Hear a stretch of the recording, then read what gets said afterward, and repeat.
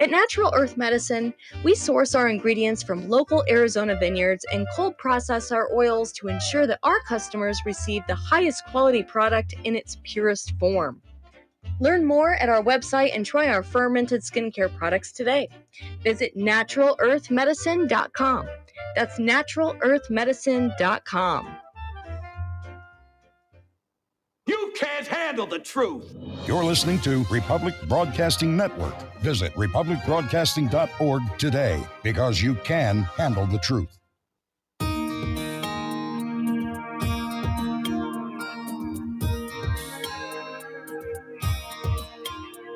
The American dream has become a nightmare.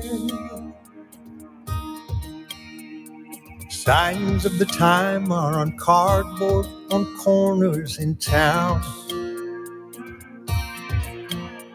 Like a cancer that's silently spreading, there's an unspoken fear. We're on our way down. We must take America back. That's right, patriots and freedom fighters, we must take America back. I'm broadcasting from my home studio in downtown Bellefonte, Pennsylvania, as National Intel Report on Republic Broadcasting Network live here at 6 o'clock, Thursday, what is this, September 28th. We're also Liberty Lighthouse on Mojo 50 Radio, Patriot Nation Radio Network, any place else you might hear or see the show. I'm Peter Serafine. I'm your host for this next 2 hours of common sense and constitutional discussion. We've got Dr. Jen VanDeWater, the people's pharmacist, the lovely, the talented, and the brilliant doctor of pharmacology, going to be joining us for the show. She said she'd be here at 6, so I expect her to pop in any moment, and we'll bring her in as soon as she does. But I want to tell you, I'm going to continue to give away books. So if you have not done so yet, visit liberty-lighthouse.com. Click that win a book link right there at the top of the homepage. Win a book at liberty-lighthouse.com. I've got 3 books. I'm going to give away one of each of the 3 of them tonight. And you know what? I'm doing a show on Sunday. It's called Off Track. I'm going to be doing the Off Track Syndicate as a guest, promoting the newest book, A More Tyrannical King. And I'm going to give away books on their show too. So you got 2 chances to win a book if you go to liberty-lighthouse.com and click the win a book link, fill out the little form, and you don't have to do anything else. If we pick your name, I'll send you a book. That's it. Free book. Why not? So, like I said, Dr. Jen VanDeWater, the lovely, the talented Dr. Jen VanDeWater, the people's pharmacist, joining us for the evening. How are you tonight, doctor? I'm good, Peter. How are you? Fantastic. Anytime I get to see your lovely face, it's a good show. Aw, I know. I can't wait for the intro to come back. Yeah, I gotta change I laugh at that every time. Well, I'll have to reach out to the fellow that made that for me and have him change some of the information in and see if we can't bring it back. That'd be great. It's a good chuckle. It's a good way to start the show. Puts a huge smile on my face. Well, you know, I tell people all the time, there is really no reason to watch the video. Nobody wants to see my ugly mug. But every now and then, somebody like Dr. Jen comes on, and that's worth watching. Too kind. Too kind. God makes everyone beautiful. So in one way or another. I sent you a list of things that all related to mental health. Mm-hmm. And I wanted to talk about them because I really think that mental health is it's in like the top 3 problems of our country. I think the crime problem is related to mental health. The drug problem is related to mental health. The transgender explosion that's going on is related to mental health. I think all of that is related to mental health. And normally I talk politics, but this is tangential to politics, and I think it's important. And one of the things I had talked about was John Fetterman, my lovely senator here in the Commonwealth of Pennsylvania, John Fetterman. So last week he said to Chuck, Chuck Schumer, that he needed to wear baggy clothes for his mental health. That, I mean, baggy is one thing, but the guy dressed like a bum. Mm-hmm. I think that the idea of dressing like that goes directly against mental health. You know, I always feel good when I put on a tie. Like I'm actually my oldest son is getting married a little over a month. And I Nice. asked him, you know, what's the dress? Like, are you and your boys wearing tuxedos? And he's like, yeah. And I'm like, good. I've got 2 tuxedos in my closet. I haven't had a chance to wear one in years. I want to put on a tux again. You just feel good when you dress up nice. I mean, a lot of women talk about when they get their hair did or their nails done or whatever, they feel better. Mm-hmm. So what John Fetterman was saying was contrary to what makes sense to me. But you're the health professional between us. What's your take? Well, I agree with you, Peter. You're absolutely correct. I believe what we're seeing happen, and you can't help but tie, like you say, politics into this, is to distort what reality actually is with the idea of women getting their hair done, getting dressed up to go out, taking the time to um, put yourself together for presentation, right? So, there are things we do. I mean, I'm all for a hoodie and leggings. I have those days. But if I'm to be professional and go out, I'm not going to dress that way. I'm going to choose to put on clothes that are representative of me as an individual, as my profession. And there is a sense of helping your mental health when you do. You look in the mirror and you're happy with what you see. I don't know why you would be happy to see the reflection in bum-like clothing, especially if you're going out to your profession, your job, and you're dressed inappropriately. And I believe that this idea, I mean, we know mental health is real, but to take it to the next level where you use it as a crutch to say, this is why I have to wear certain clothing. I mean, we've gone so far to actually not really understand mental health and how to take care of that. And it's been kind of pushed aside, and it's been pushed for me as a pharmacist. I saw people run to the pill for the fix. Yeah. Oh, I'm having a bad day, or things didn't go right in my life. And instead of walking through the emotions, which is what good mental health is, to actually feel even the negative, none of us like it. I don't want to do it, but I know that when I come out on the other side, there's going to be lessons learned. There's going to be growth. There's going to be strength. And I'm hoping for other people, as it is for me, you connect with God because you're leaning on a source higher than yourself to get through that difficult time. And I believe Big Pharma's agenda is hand them the pill, and you lose that connection with yourself and with your creator because you're focusing on just getting beyond that negative emotion and getting back to the happy times or the high times of life. But life is the ups and downs, the peaks and the valleys, and it's in those valleys where we grow, and then we get to that next peak and we get to enjoy it. I don't know how someone could enjoy that not having gained walking through the valley and looking to something to kind of cover them, for that time as a quick fix, as a medication. So I there's a lot we can dive into here because I saw it. And I'll tell a story, Peter. When I was working at a chain pharmacy, and I was a floating pharmacist. So I filled in for vacations and covered if there was medical reasons that someone was out. So I was in a store that wasn't familiar to me. And this woman came in with a prescription. At the time, it said Celexa. Celexa, now people would know it as citalopram, was mostly written for generic. And I remember her coming to the window. My tech was in the restroom, so I went and waited on her. And I could just read her body. I could read her. I looked at her. I didn't just see the script. I saw a human being in front of me. And she looked very hesitant to want to hand me that piece of paper. So I asked her some questions. I said, "How are you doing today?" And she says, well, I went to the doctor and he wants me to take this prescription, but that's not why I went to see him.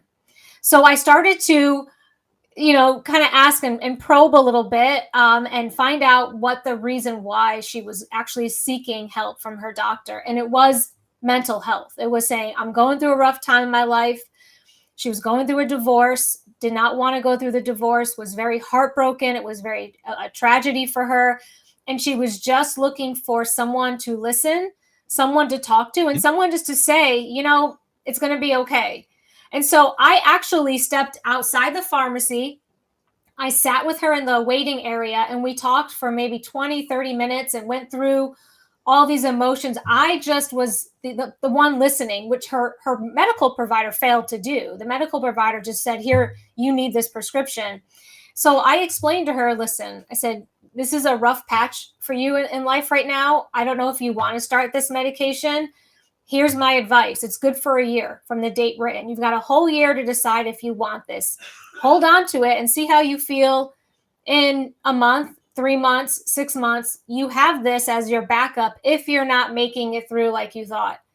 And she was like, really? I don't have to fill this today? If I don't fill this today, I'm going to be okay. And we talked things through and she was so, like, I watched her whole body language change from being like hunched over and unsure and very depressed to actually being empowered and owning her own health and making her own decisions and not listening to a medical provider who just wanted to write the script and send them on their way, and taking that time. I mean, I can't recall her name. I just see her face.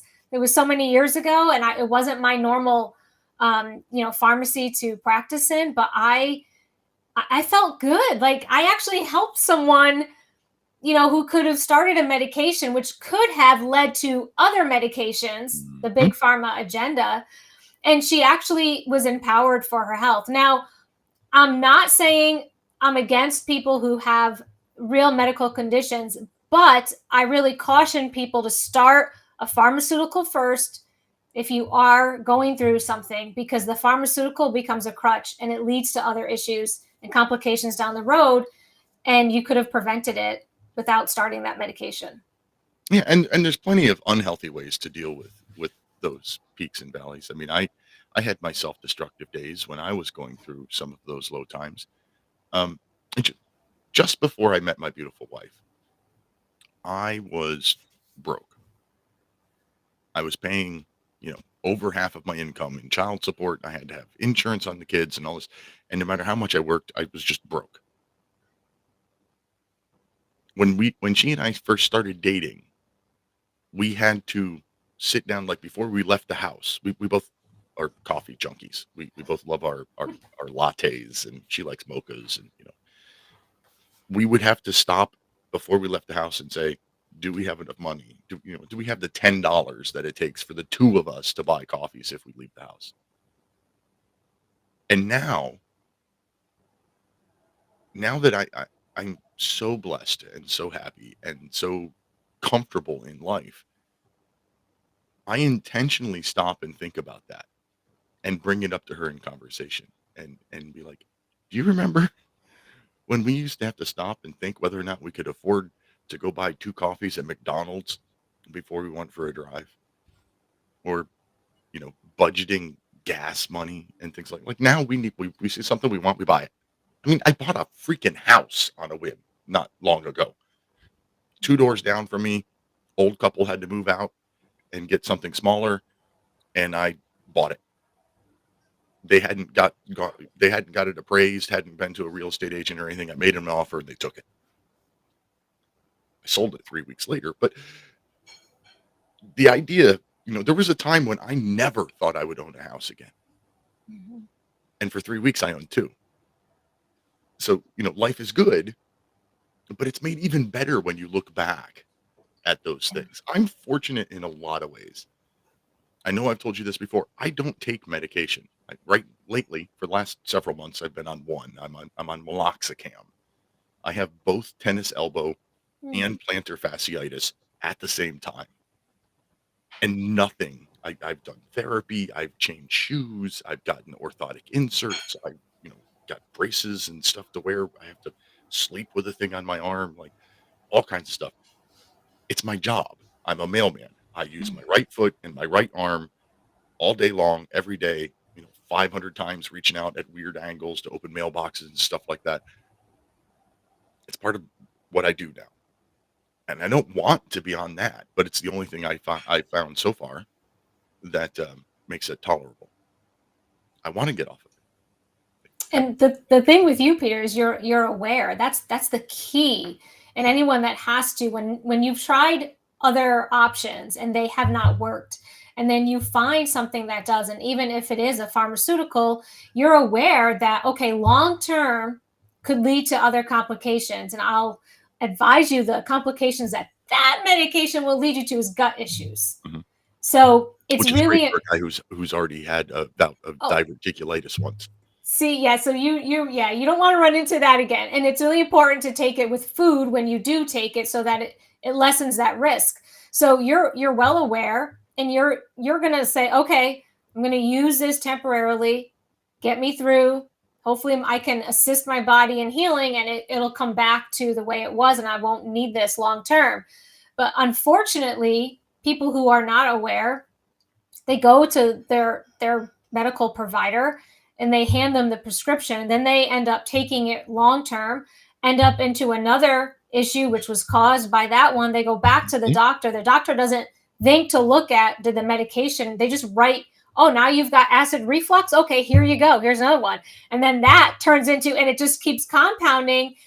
And being on a lot of medications actually will affect your mental health as well. Well, yeah. I mean, right? I mean, it's so scary when you actually look at everything weaves together. It totally weaves together. And I feel bad for people who reach a point where they're like, what do I do? How do I come off of, I've been on all these medications for a long time, and some of them they might have to stay on because your body becomes accustomed to certain things, and it's better to just stay. But there's a lot of unnecessary medications that people could, with proper guidance, be deprescribed off of the unnecessary and be able to find alternatives, whether it's supplements or diet changes, lifestyle modifications, even allergies. What if it's an allergy and you're inflamed due to an allergy? I mean, there's so many things we're looking at the body as a whole instead of looking at just, the one issue and being treated. I actually had a patient one time. Oh my goodness. This lady was on like 20 plus medications, but loved them. It was all she had. I don't think she ever ate. I think she just took prescription medications. And she was a bit addicted to those hardcore ones. And so she came in one time and she was taking one of the hardcore, I'm not sure if it was like oxycodone or Oxycontin, I can't recall, but she was using it for back pain. Well, she fell and hurt her wrist in the fall. And so she came in and said, I need to go see my doctor and get another pain medication. And I said, why? She goes, well, now my wrist hurts. And I go, well, you do realize that the medication you take for your back pain travels through your whole body and will help your wrist pain too. Like, it's just the mindset is it's for one specific spot, right, and not for the whole. Yeah. So, I mean, I've seen so many things, and I've seen good stories, I've seen sad stories, and it made me realize that we've lost connection with the people. We've lost connection on how to empower people. Like that one lady that day. I mean, she left with her head held high, and it just gave me a good feeling to know that she was helped. Not lead. And I'll tell you, if my district manager were there that day and he saw me refuse a prescription, which was all big pharma chain drugstores are about, I'm sure I would have been reprimanded on the spot because you don't refuse a prescription. And I just looked at her and thought she really didn't need it. I didn't want to just go ahead and start her on a antidepressant when she was just going through a rough patch in her life. Yeah. Well, there's a lot to be said with the relationship with your doctor, and we've spoken about this in past episodes. There was a time I'm a disabled veteran, so I used the VA pharmacy or the VA healthcare system, I don't have a lot of medical issues, so I don't, it's my annual checkups and if I hurt myself. Um, let's see, trying to think how old my kids are because that's how I judge when everything happens in my life. My now 20-year-old twins were small enough that I would still be putting them in a playpen. So I'm going to say one-ish. So 19-ish years ago, I was putting my son in a playpen, and it felt like I was, inches. He was asleep. I was laying him down and I was inches from getting him on the mat, the floor at the bottom, and it felt like somebody hit me in the back with a hatchet. It was the most excruciating pain I'd ever felt in my life. I couldn't stand up. I couldn't bend over. I was stuck right where I was. Every movement was excruciating. Ever since then, every year or two, I'll twist wrong and I'll get back pain. Nowhere near as bad as that first time, but something's wrong. So using the VA, I'm at the mercy of whatever doctor happens to be there. So there were several years in a row where I had the same doctor. A doctor who has left the VA and is now an author. Just Dr. Delosier, if you want to look her up, Delosier. She and I spoke so well and she understood me and all this kind of stuff. I could call and say I hurt my back again, and she would send off what was it? It was a muscle relaxer and a narcotic, Flexerol and Vicodin, I think, was the combination. And it was really just to loosen me up enough to move and take the pain away and well enough that I could walk, and that was it. And I only took them. Again, I don't like taking drugs, so I would only take them for like 3 days. But today, imagine that today. Imagine calling a doctor that you don't have that relationship with. Like since she left the VA, I've had probably 5 other doctors. It's been a rotating door of doctors. I don't have that relationship anymore. She knew I wasn't a med seeker. She knew that, I don't want this stuff, but it's all and she would send me narcotics based off a phone call. Now, that might not be the proper thing to do from the medical side, but she knew me. There's a lot to be said about that relationship. I told you the story before, the one time I went to my doctor. I go to the doctor. I've got horrible back pain, different than this back pain. And the nurse comes out, go to the triage nurse, and they put me in the room, and I sit down for the doctor. And the doctor comes in, he pokes around, asks me some questions, and sends me to physical therapy, and probably wrote me prescriptions or whatever. None of that's relevant. I get to physical therapy, and it was the physical therapist who came into the waiting room to get me, not a nurse. And when I started walking down the hall, he watched, and he said, "You're limping." And I said, "Yes." He goes, "Do you always limp?" And I said, "No." He said, "Back pain doesn't cause a limp." I'm like, okay. He laid me down on my back and did something. It was my SI joint. My sacroiliac joint was out. Mm-hmm. To me, it felt like back pain. But once he saw me limping, like in 5 minutes, I walked out of there with no limp and no pain. Amazing. But because the nurse apparently didn't know to, she's there to do triage and check me in. And then the doctor, he didn't have me stand up and walk around when he was poking at me in the room. We don't have that connection anymore. Had the doctor seen me limp, he might have done the same thing, but he didn't see it. So there's a lot about that relationship that needs to come back. And I don't know how that happens while we have the giant medical establishment that we have in the world today.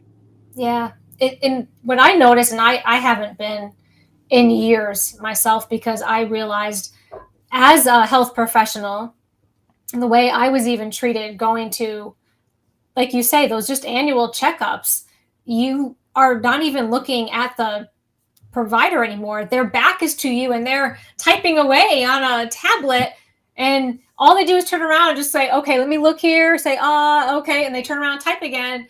And I'm like, are they, what is this? Like, there's no communication. There's no looking at each other. I mean, I couldn't tell you what the front of them looked like as much as the back of their head, because their back of their head was always to us. And I started to think that maybe, yeah, we're heading out. We'll come back and pick this up. That's right. 3 minutes, my friends. Commercial break. Be right back.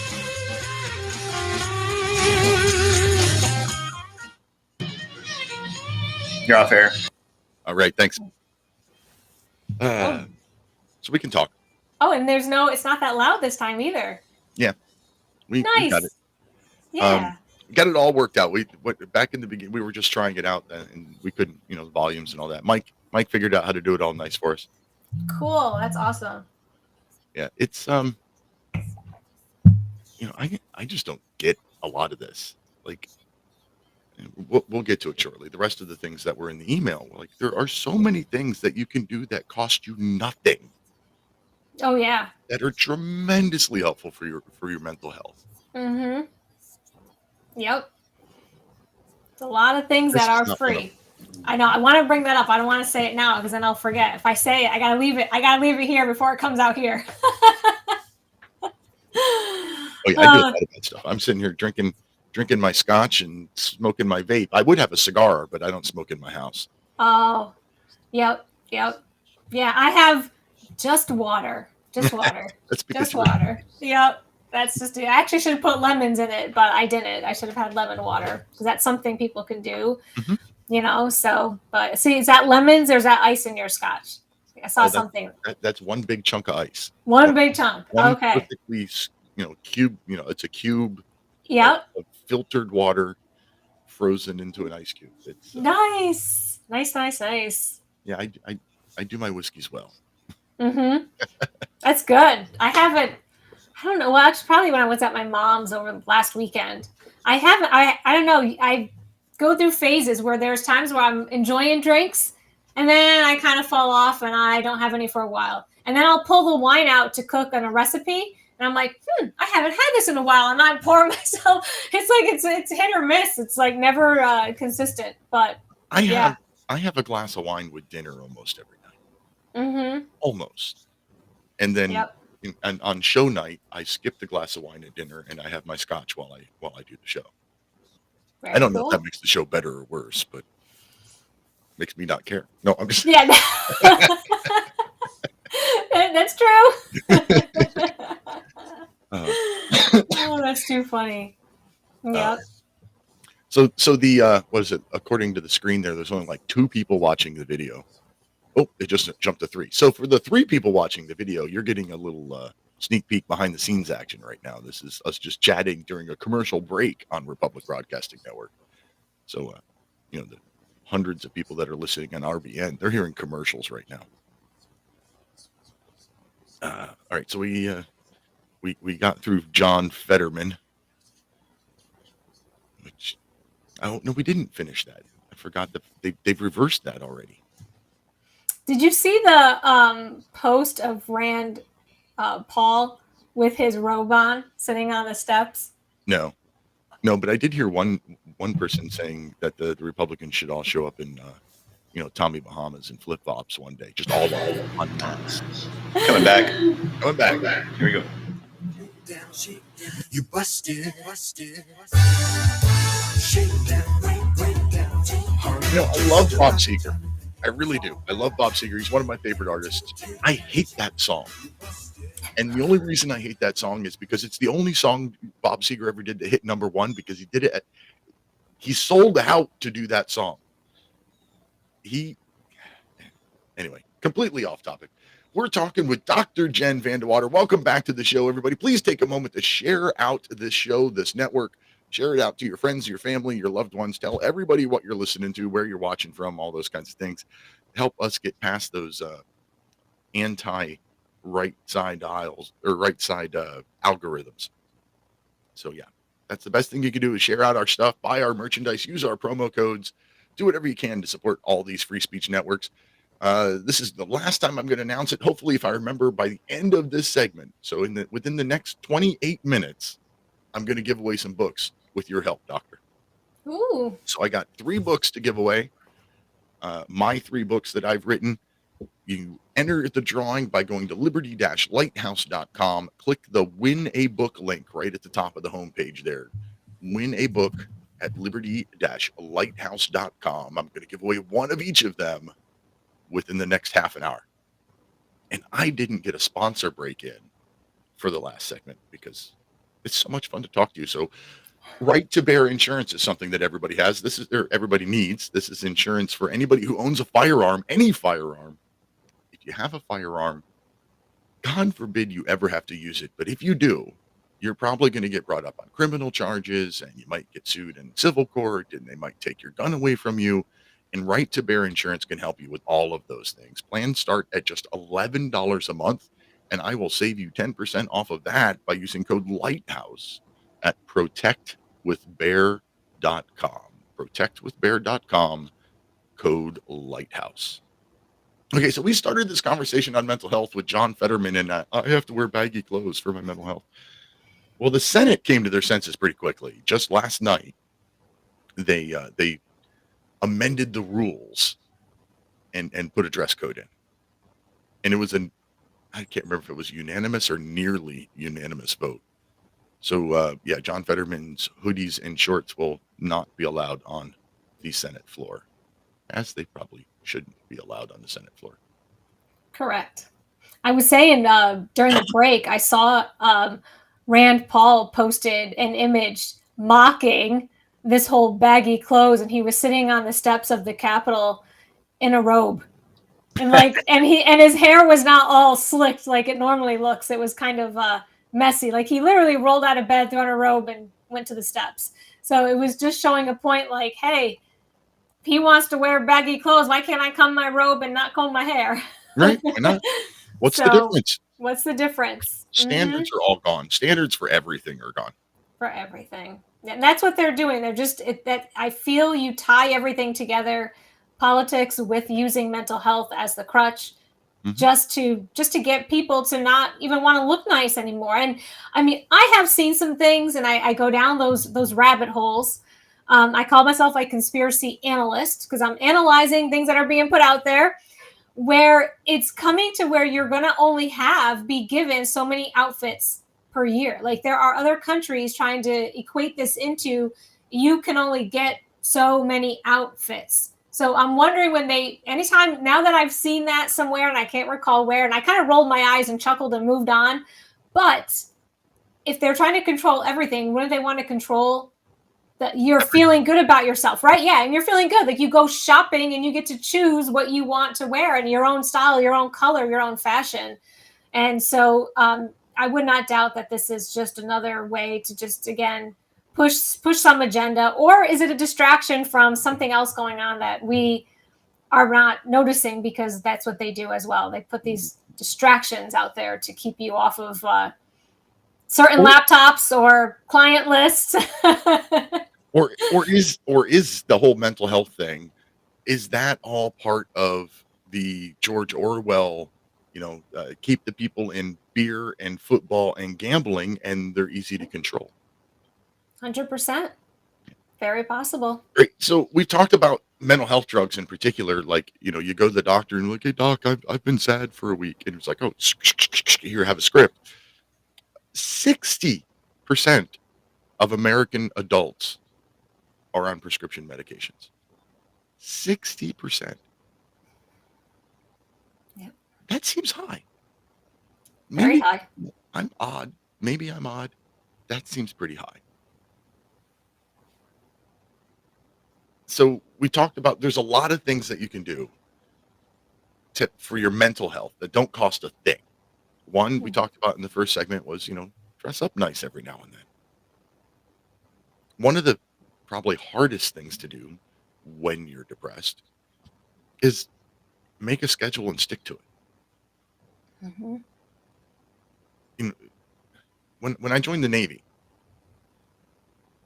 went to bed at the same time every day, got up at the same time every day, ate all my meals at the same time every day. And I think that had more to do with my both physical and mental fitness than probably the exercise that I was doing. The regimentation of that. It's one less thing to worry about, one less thing to stress over. Yeah, routine is good. Routine is very good for especially if you are struggling. And a lot of times when you are going through something challenging and your mental health is not as strong as it usually is, your sleep pattern actually is disrupted. So it's actually important to set yourself into that routine. And even your eating schedule can be disrupted, because some people who are super stressed become overeaters, and others they Don't stop eat at eating. all. Yep. Yeah. And so it's really important to keep somewhat of a routine for that, to keep it is for your mental health, that you just stay, okay, I know 10 o'clock is my bedtime, making sure I go to bed at 10 o'clock. And it helps keep that check in your mind, like you're checking off, I'm doing what I've always done, and it'll help you get through it. But there are so many things people can do that are free to help them with mental health. And one thing people can do that I talk about all the time, one thing I do, is walk barefoot outside. When you walk barefoot and you connect to the earth, it's sending a good charge to your body, releasing the negative charge from your body.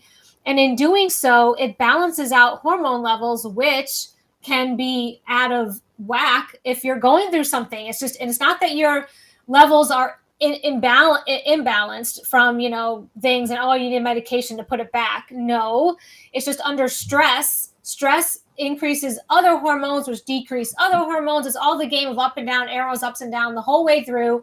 And so when you walk barefoot and connect to the earth, your body is kind of rebalancing and coming in naturally. 10 minutes of walking barefoot does amazing things to your overall health.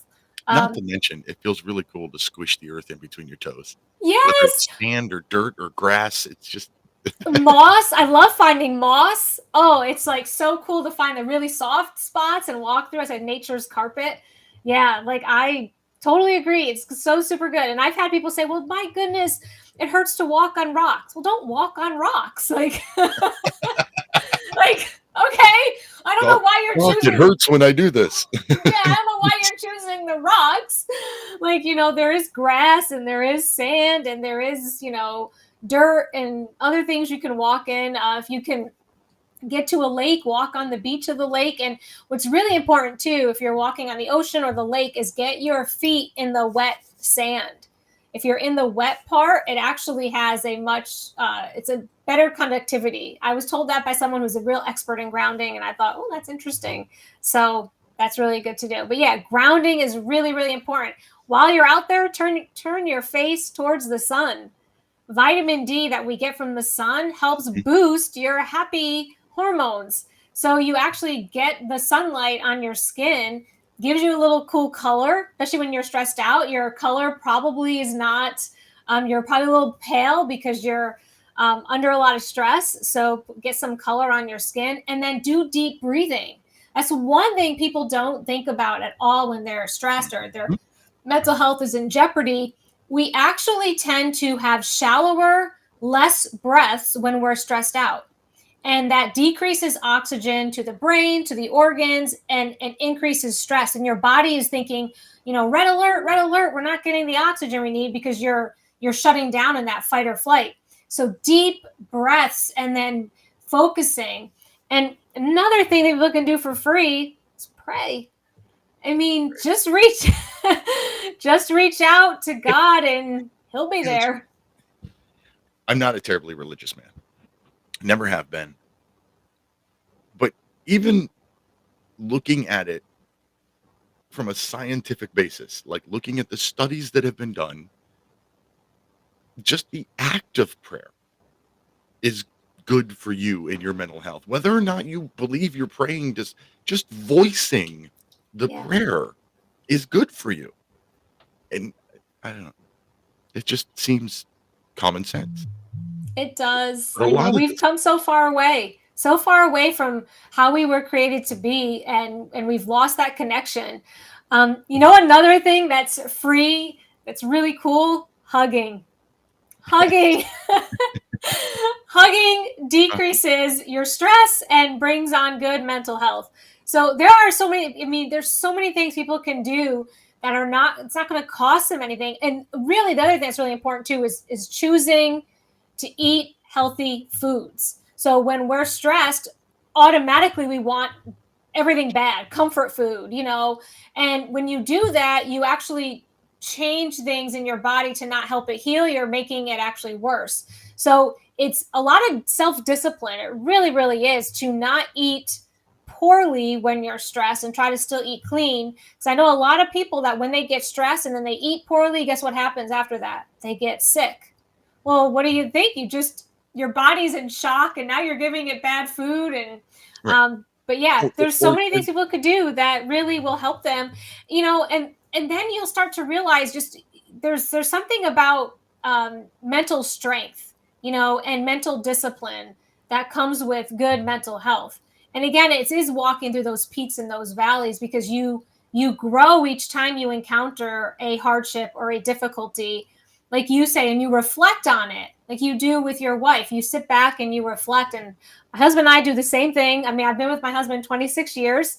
He met me before I even entered pharmacy college, at the days, like you say, where you were a rough go at it for a while. And we look back and reflect and have thankfulness and gratitude for the blessings we've received. And it's not that it's always been the peaks. We've both had to walk through some valleys too, but it's all a part of growing and learning. And it's what life is, this experience of life. Another thing people can do too when they get outside is really connect with nature. So one thing I love to do is close my eyes and listen to the sounds. Like right now, I don't know how it is by you, but the crickets are so loud right now as it's going into fall. I have one of those nighttime noise generators, and the cricket sound is the one that we put on almost every night. And I want to say hi to my half sister Kate, who is watching over in Facebook. Thanks, Kate. We're talking with Dr. Jen VanDeWater, the people's pharmacist, and I didn't even give out the phone number for people to call in with questions and comments and stuff. I'm terrible at this.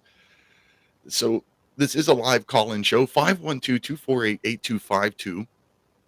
If you want to call in and get on the air. If you don't want to be on the air, but you want something you want to get off your chest, or a question you want to ask, you can text that to me at 64 my rights. That's 646-974-4487. So what we got so far is have a routine with your sleeping and your eating and all that kind of stuff. Discipline about not eating the junk. But discipline also starts with make your bed when you first wake up in the morning. If before you do anything else, okay, maybe go to the bathroom, but before you do anything else, make your bed. It sounds like a stupid little tiny thing, but from that point you accomplish something. And when you're depressed, accomplishing anything feels good. So wake up, make your bed. I do. Yeah, I do. It drives me nuts. And when I had to travel, this is how bad it was for me. And I knew I wasn't home. My husband does not make the bed. And I wasn't home, but I knew he wasn't making the bed. And that drove me bonkers. Because when I got home, I said, "Did you make the bed any day?" He's like, "What do you think?" I looked at it. I was in horror. I'm like, "Oh my gosh, the bed was never made." So I do agree. There is something about getting out of bed. And it's part of your routine. It gets you in a routine. You get up. Like you say, if you have to use the bathroom first, do that, and then come back and make your bed. And then at night, when you go to get into it, there's nothing like getting into a nicely made bed, not blankets all scattered everywhere. And I don't know, some people like it. I have sisters that love the scattered blankets. I am very neat and orderly. I do not make the bed, but that is because my beautiful wife is usually still in it when I wake up. You don't want to roll her up in it. No. So let's see here. I forgot. Oh, a dog. That was one of the things. Yes. I got a dog within like 3 months ago. We got a dog, and without doing anything else, I've lost like 5 pounds just from walking the dog. Not that I'm a overly sedentary person. I have an active job, but having the dog means that at least twice a day I'm taking him for a walk, even on my day off, or I'm taking him for a walk at night after I've eaten dinner, and that has been the only thing I can think of that changed about me, and I've lost a couple of pounds. It probably is. And they're good. They're so like loyal, and when you pet the dog, when you actually connect and pet them, there's an exchange of energy. Again, we kind of lost connection with that, having that relationship with an animal. And when you pet them, you lose it, it changes your mental state. And there's an exchange of energy. They're giving you their jolly and happiness and all the things that they have. They're sending it to you, and it increases your happy hormones. I have a dog too. I've had him, my goodness, now going on 7 years. So yes, don't want to Well, be without him. well, yeah. If you've got a dog like mine, you don't have a choice but to pet him. He'll run up and stick his nose like right up under your hand, like, okay, it's pet me now. I love it. Yeah, mine likes to be, actually, I don't know if you saw him at all. He did walk in. Oh my goodness. That's my Dexter. Aw. Beautiful. He's So beautiful. we think he's a border collie Pomeranian blend. He's a little Wow. tiny bit smaller than a border collie, and he's got a curled tail and like a Pomeranian. So and the person that we got him from said referred to him as a Pomeranian mix. So like I said, it looks like a border collie. So we think he's a Yeah, border. they look more like a collie. Yeah. Yeah, No, he's it's great. he's got that big big tuft of white hair in the front, under his chin, in front of his chest. Oh my goodness. Yeah, So that's Dexter. adorable. We like Dexter, but yeah, there's so many things that you can do for mental health, and mental health is everywhere. And okay, so you said praying. Well, that leads me to the next thing, which is not just faith, but community. Why? There's a horrible, horrible attack in this country on anything community. Like, no, you can't do that. The federal government has to do it for you. You're not allowed to do these things for yourself anymore. Let Big Brother take care of it for you. And that Yep. we need to get back to, going to church where you see the same people every week and doing things together as a community. One of the projects I've taken on in the last week or so is I am gathering petitions and doing a fundraiser and all kinds of stuff to create an off-leash dog park in Bellefonte for my Dexter, of course. Of course. What Forget a the good rest of the dad dogs. you are. Forget the rest of the dogs in town. It's for my dog. But that's forced me, like I carry around in my pocket little business cards with the the change.org petition address on it, and I hand them out anytime I see somebody with a dog. And just today I was laminating flyers that tomorrow, my day off of work, I'm going to walk around town and put up, and then October 16th is the borough town, or the borough council meeting, where I'm going to present it. I did a FOIA request, a Freedom of Information Act request, to the county to find out how many dogs are registered. Right here it is, still sitting on my printer. How many dogs are registered in my town and around my town? Licensed, not registered. And so, yeah, I'm putting all of this effort into it, and it's community based. Go to your town council meetings, go to church, do things, have a schedule, have a plan, be social, even if you don't want to be. Because when you're depressed, generally you don't want to be. Right. And if you do force yourself through the discipline to get out and attend a meeting or go to church, and then you find other people, you realize you might not be alone in your struggle. Mm-hmm. You realize, because and I believe that's a plan of the enemy, is to isolate, because then the enemy can run amok in your mind and make you think you're the only one suffering. But there's no one that is not suffering hardship, or has suffered it, or is going to again. Because again, you don't just hit the smooth road and it's that way the rest until you're done. No, you're going to hit bumps again. It's not going to be smooth. Man. I'm sorry to say that. Yeah. But this is why it's good to be prepared. I finally got to the happy point in life. No, I'm just kidding. Of course, there's always going to be ups and downs. And you're right. You have to look back at it. All right. So last chance to register to win a book. liberty-lighthouse.com. Click the win a book button right at the top of the page. Going to give away 3 books in just a few minutes. liberty-lighthouse.com, win a book button right at the top of the screen. And with that, let's talk about Romika Designs. Romika Designs is a custom laser engraving and design studio. Romika designs.com. RomikaDesigns.com. He's got all kinds of lasers, and he loves to custom design stuff. So if you've got something in your house that you want to have engraved, or if you got an idea for something to be designed, or if you just want to buy something off the website, you can do that too. Good people, great stuff. And what's better than personalized gifts? Everybody loves personalized gifts. RomikaDesigns.com. Use code Lighthouse to save yourself a couple of dollars. ROMIKA Designs.com. Use the code Lighthouse. All right, Doctor, you want to give away some books? Let's do this. Yes. Let's see how many people have in here. Right. Pick 3 numbers between 1 and 23. Okay, let's take 4, 18, and 20. 4, 18, and 20. So that is Rhonda Reed in Missouri. Congratulations, Rhonda Reed in Missouri. And 18, Peter Lobb in Oregon. And 20, Deborah Treadway in Texas. So congratulations, Peter, Deborah, and Rhonda. I'll get those out to you in the mail probably tomorrow. Congratulations. Free books. I'm doing that again next on Sunday, 2 days from now.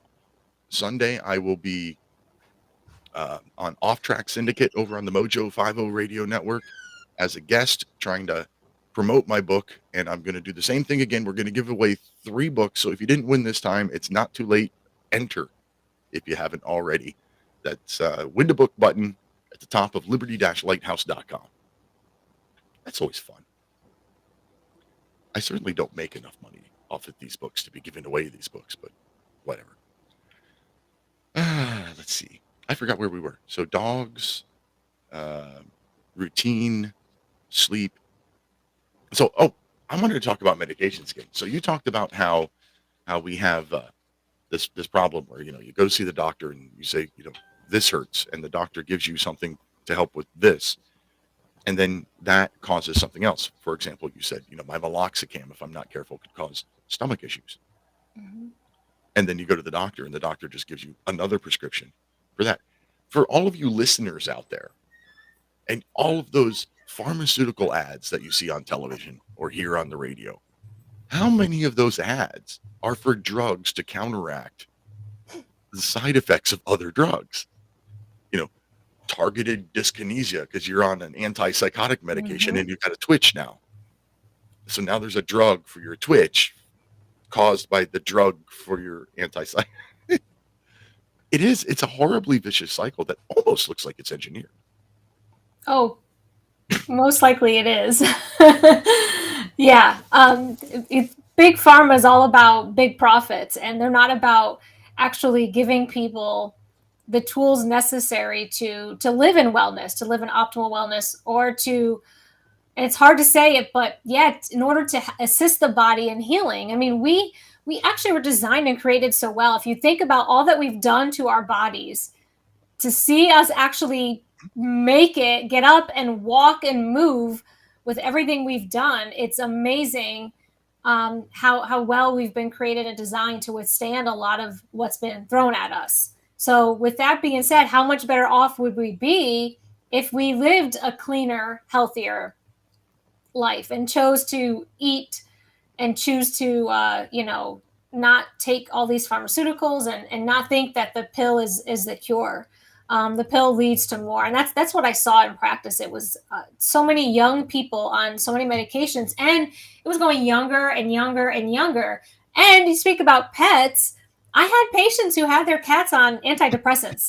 Like, wait, I used to think, but it's a cat. Cats are not like a dog. If you want an active animal, get a dog, because your cat's just going to sleep all day and then want to play with you when you're sleeping at night. Right. And I just Cats are crepuscular animals. They're most active at dawn and dusk. And sleep during the day and the night. Yeah. Yeah. So, I mean, I just saw so many different things. And I also noticed that our, geriatric, our elderly population, were being just over medicated as well. And as people age, and this was what I saw too happening, you age and you get a little depressed because you can't do what you used to do. Mm-hmm. You're a bit bummed. And instead of helping someone cope with aging, what do? Throw an antidepressant at them. I can't tell you how many patients I saw that were over the age of 65 on multiple antidepressants because, well, one's not going to help. If you're really not addressing the root cause of the problem, throwing medications is only going to fix it for a short window, and then you're going to have to keep adding and adding and adding because you're not really addressing the issue. You're putting a Band-Aid on a gushing wound. And so, I saw so many older people, and actually I had patients of mine. I worked in a long-term care pharmacy that we were packaging medications for people in the community as well as assisted living facilities. And this one couple, just a sweet couple, called one day because their wife was falling and it was due to being over-medicated. Stopped her meds, she got better. That doesn't surprise me at all. Hey, it's break time again. Just flies by when you're with me, Doctor. I know, I'm having a great time. Good. Back in 3 minutes.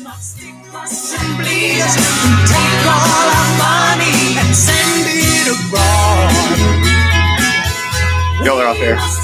Thank you, sir. I got to look back at my notes, but I'm pretty sure Peter Laub was one of the guys that won last week. Oh, he's a good guy. He's winning. He's winning. Yep. No, because last week it was 3, 6, and 9, and he was one of them. He entered again. He entered a second time and won a second time. Look at him. Wow. Was it for books last time too? Yeah. Okay, just make sure you send him a different one. Extendivite really works. Just listen to what some people have to say. Several years ago, I was developing a very severe situation. I called it my flippy heart. You got 3. It was doing not good so things. I don't know what I'm going to say. And I did not want to go to a medical doctor because maybe he's going to I give out didn't think gifts. they would give me a cover-up pill. I didn't want to get onto that sort of thing at all. When I learned it was garlic and cayenne, and cayenne is a healer.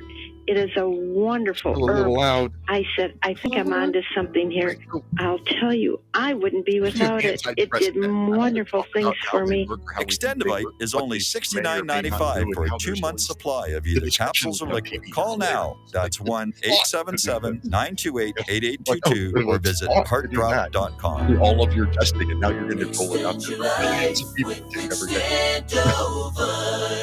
Yeah. Hello from beautiful Colorado. My name is Samuel Jung Kay, and I'm here with the lead Shilajit hunter and master herbalist for Colorado Shilajit Company. In this video series, I will be discussing what we believe is the greatest of all adaptogenic superfoods and the single greatest natural healing remedy gifted to us by Mother Earth. I think you too will become as excited by this incredible substance called Shilajit as we were and are after our discovery of this amazing gift right here in beautiful, colorful Colorado.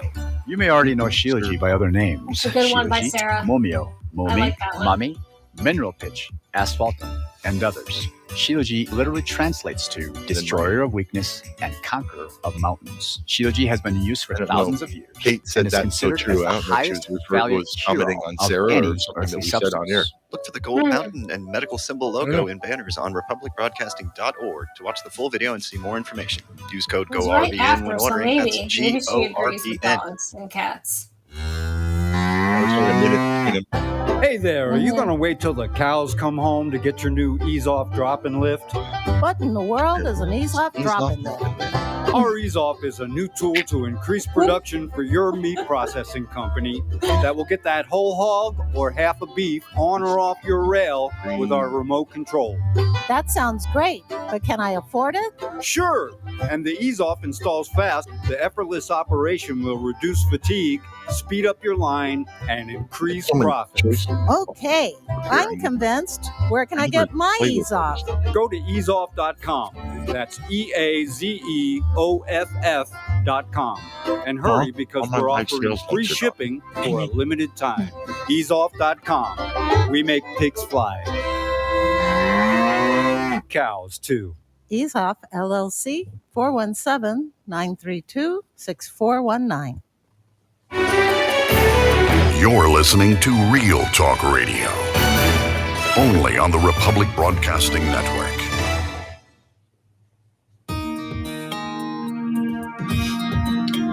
Ready? We're coming back. Yep, gotcha. The American dream has become a nightmare. Signs of the time are on cardboard on corners in town. Like a cancer that's silently spreading, there's an unspoken fear. We're on our way down. We must take America back. Welcome back to the top of the second hour of National Intel Report live on Republic Broadcasting Network, Liberty Lighthouse on Mojo 50 Radio, Patriot Nation Radio Network, and any place else you hear or see the show. I've got the lovely and talented Dr. Jen VanDeWater with me as my guest this evening, the People's Pharmacist. And before we go any further, Doctor, tell us about the People's Pharmacist. What does that mean? So the People's Pharmacist is a name I gave myself when I started to realize the big pharma agenda, because I thought, well, I don't answer to big pharma. Oh, I answer to the people. So I'm the People's Pharmacist. I want to make sure I offer them solutions and recommendations that are outside the big pharma agenda. And with the People's Pharmacist, I have a private health ministry where people can join as a member and get consults with me to help them with supplements, questions, mind, body, spirit alignment, anything they need to talk to me about. They can find me at that website, thepeoplespharmacist.com, and email me through the link that's there and schedule a consult, and I can help them, on their health journey. Awesome. Somebody who actually realizes who they work for. That's rather unique. So we were talking about mental health meds before the break. And I'm not a medical professional. I know there's the SSRI, the selective serotonin uptake inhibitors, and the SNRIs or something like that. I don't know. But it seems to me that how they work and what they do is complete BS and or maybe theory. Like nobody knows how this stuff works, right? Well, it's correct. And we're finding out new things more and more that serotonin is not just a chemical in the brain. It's actually a chemical in your gut. And a lot of times too, you can be depressed and not realize it's stemming from gut health, poor gut health. So a lot of times the foods we eat, the oils, if you go out to restaurant, they're not using good oil to fry their food in. They're not using a big vat of butter. They're using soybean, safflower, sunflower, vegetable, canola. Those oils are actually toxic and bad for our gut. And so when we eat that routinely, it disrupts the actual bacteria, good bacteria that are there to help digest and absorb the enzymes and nutrition from our food. And so what ends up happening is we end up having poor gut health, which could lead to some mental health issues. And it's not always just in your, the chemicals in the brain. The other thing I have heard, I've listened to Dr. Peter Breggin, and he has talked a lot regarding these chemical drugs. Now, there's no chemical imbalance till you start taking those drugs. It's just, listening to him is eye-opening. And I was like, well, he's been around for a while, and he's a psychiatrist, and he refuses to prescribe these because he says what ends up happening is now once you prescribe these, now you're altering the chemicals. We do not have chemical imbalances. We just have unresolved issues in our lives, childhood traumas, teenage traumas that end up root causing in us taking a foundation that cause us to react and have some mental, down days or some down times, and we're not actually dealing with the root of the problem. So I'm personally against these medications. I believe we can, with detoxing, with, gut health restoration, balancing the body back, the free things we discussed, I believe people can get back to good health, good mental health, and not have to need these poisonous medications that only could make things worse, not better. Well, you specifically, you talked about gut health. It's well known that pardon me, like 90% of our immune system is in our gut too. So, hey, that seems like if it's a big part of your mental health and it's a big part of your immune system, gut health seems pretty important to me. It's called the second brain for a reason. Not just because when you're hungry, you turn into a different person. No, that's not why. But it's so important. And I'll tell you, I went through a stressful period, and my husband and I were out at our county fair. And normally, I smell that food, and when I'm stressed out, I want to down a blooming onion like there's no tomorrow because it smelled delicious.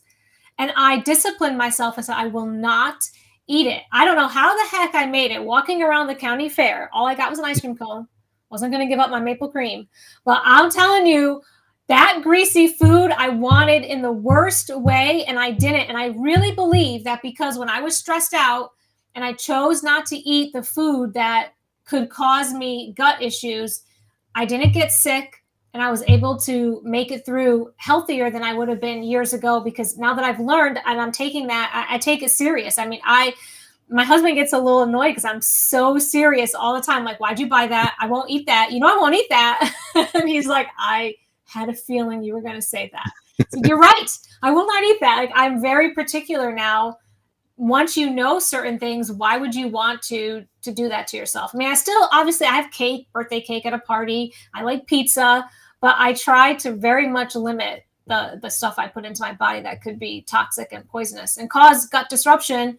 That can cause an imbalance, which can lead to mental issues. It could lead to, like you say, immune issues and all sorts of things. So, well, we run out to every fair and carnival we can to buy fair food. Food is one thing. Good. I won't lie, it's good. We've all, my lovely wife, we've had a lot of discussions about, like, if either of us gets cancer, for example, we don't want chemo. We're like, if you can cut it out, okay, but we're not going through the chemo and the radiation and all of that nonsense. And we both believe that if you can't do what you enjoy, then what's life? Why bother? And we both really like food, but neither one of us is huge. We don't have obesity problems or anything like that. So food really isn't an issue for us. So yeah, when the fairs come to town, we run to the fairs because we both like fair food. It's funny because she doesn't eat very much, and we go, and I end up eating mine and then half of hers. It's a wife thing. I do the same with my husband. So when you tell the husband, I'm not going to eat that, does he say, "Yay, more for me"? Yeah, pretty much. Yeah. The intent is, it's like, okay. He's like your 11 p.m. snacker. And I'm always yelling, said, you got to be intermittent fasting. I'm like, come on. He's like, I will. I'll intermittent fast tomorrow. And he never does. Like, I'm the one that's like 4 p.m. is my dinner. And I'm hearing him crunching on things as I'm going to bed. And I'm like, oh, he's eating. I'm so hungry right now. And I'm trying to do intermittent fasting because that's also good for gut health and, mental health. Why is that good for gut health? What? I see stuff about intermittent fasting all the time, and I think that just seems silly to me. So it's best to do it at night. I will say, don't really, I mean, you could fast during the day, but you're going to be torturing yourself pretty much. And you could do the 3-day fast. I've never done that. I just do the intermittent. I really don't go days upon days not eating. But what it does is at night, when your body is not focused on digesting at nighttime, it can focus on healing. So for example, if someone has cancer, if someone has injuries, if someone has other health conditions, you at night go to bed on an empty stomach, your body can then send everything it needs to the areas of the body to heal. It's not sending everything you have, all the energy to the gut to break down food. Digestion is a very intensive process. And so if you can have your last meal earlier in the day, and then you go to bed and sleep and not eat until later, it actually helps your body heal. There's cell autophagy that takes place, which is the killing of the bad cells in your body, like cancerous cells that are out there. So it actually is very, very, very beneficial to do that. There are kits that you could get that bring your body to where it's just at the level of fasting, but you get to drink teas and eat certain soups. I just don't know if I could actually do it. It's like a 5-day fast. I mean, I just don't know if I could do 5 days because, it's a long time. I could do the intermittent at night, but I don't know if I could go days upon days doing it. But it is very cleansing and very good. And it's very biblical. I mean, it was talked about a lot, and I don't believe we've been given the truth about it because there's not a lot that is said. It's just said they fasted. Well, okay. And they actually fasted when they were sad. Yeah, that's right. Because fasting was part of the mourning process. Yep. So we'll think about then, what was it doing? It was helping you process. And I believe there's a connection to it spiritually and with gut health to help so you don't have mental health issues. Interesting. Well, we joke all the time that we're like an old couple and we eat dinner at like 5 o'clock. That's great. I do the same thing. I try to eat at 5. My husband, again, he's the later one. He eats so late, and I'm like, he'll be cooking dinner at 8 p.m. And I'm like, well, I'm not eating that now. I cook for both of us. That usually eat around 5. Thursdays we eat a little earlier. She has a meeting to go to, and I have the show to do. So yeah, we usually eat around 5, and sometimes we have dessert later that night. Sometimes we don't. Yeah, just try it and see if you feel any different. See how your gut feels. Try a intermittent fasting and see what happens. See how you feel. But like, I don't usually eat anything until lunch at, let's say, 10 or 11, because once I start my mail route is when I eat my lunch. I pack lunch. So I'll have a cup of tea in the morning, and that's all I eat until lunch. So I go from, let's say if we don't have dessert after dinner at some time, I go from 5:30, 6 o'clock until 10 or 11 the next day without eating. I'm basically fasting. That's very good. Yeah. It's very, very good. I have that as long as I don't eat, I'm not hungry. But the moment something touches my lips, I'm starving to death. So I don't eat breakfast in the morning because then I'll be hungry while I'm the rest of the day. Yeah. Yep. And that's probably not good for me either. But hey, whatever. We talked earlier. I've got my whiskey and my cigars. I'm not exactly a healthy person. Okay, so we don't know how these drugs all work. That the doctor that you just talked about, psychiatrist, won't prescribe them because he says they cause chemical imbalances. Why are there groups of people out there that seem to be celebrating mental illness? And before you answer, this is a live call-in show, and I believe this might be the longest I have ever gone without a phone call. Usually that means because they're enjoying the conversation and they don't want to interrupt. But it's a live call-in show. So call 512-248-8252, or you can text 64 My Rights. That's 646-974-4487. All right. What did I just ask you? So there are people celebrating mental health. That's as far as you got. So that's it. Why are there people out there celebrating mental health issues? Like, clearly some of these, at least some, I'm not going to say all, because all is a big, broad statement. Clearly, some of these newly found transgendered people out there have mental issues. Mm-hmm. Why is society celebrating that? Yeah, it's so what's right is wrong and what's wrong is right kind of a thing. And I can't believe some of the stuff we're actually seeing take place. But I believe it's a combination of many things. So first is our food industry is completely not there to be. Food is thy medicine. It's not medicine anymore. Food, if you 90% of what you see in the grocery store is not even real food. So you walk down an aisle and it's all processed, and people are eating that. So what that's again starting to do in your gut when you first get that, who knows how that's going to end up affecting your mental health. So people are choosing to eat, and they don't know, they're unaware. That's the first thing. They're really unaware. They think it's food, it's in the grocery store, but it's not. So the food, we are being poisoned through our air, water, land. So we're not getting the nutrients from things that we do grow, and that's affecting us. That's affecting us as well. So you're getting toxic food, you're getting toxic, environment, can bring up medicine and vaccines. You're being poisoned through overprescribing pharmaceutical medications with tons of chemicals in there that's not natural to the body.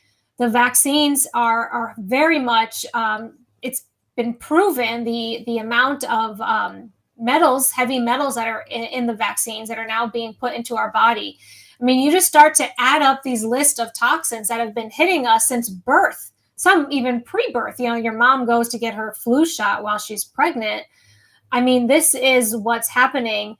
And no longer are you able to clearly think and process. And the other thing that's happened is you've become this victim mentality where people are using that as like, look at me, and seeking attention through this victim mentality. And it's really, again, it's due to traumas. It's due to childhood traumas, abandonment issues. I mean, we're seeing society, we've lost the family connection. We've lost mom, dad, siblings, farm, and everybody's out there putting hay in the field. I mean, it's become both parents are working, or they're not together, or it's a single parent.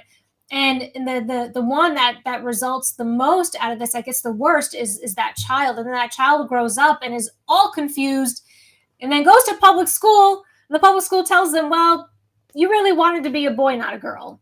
Or you really want to be a girl, not a boy. And then they start to think they're getting attention, and it turns into this whole problem. And again, I just believe it's all these layers, and you got to just peel back each layer and come back to that little person that was one day just free and became bombarded with all this. And the left, they definitely celebrate this because you lose control of yourself as an individual, as a we the people.